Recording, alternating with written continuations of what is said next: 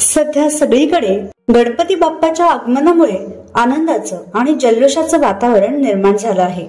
फक्त सर्वसामान्य जनताच नाही तर सेलिब्रिटी देखील गणरायाच्या भक्तीत तल्लीन झाले आहेत।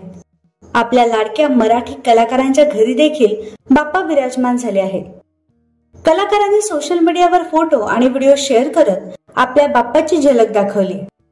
पहा हे खास फोटो।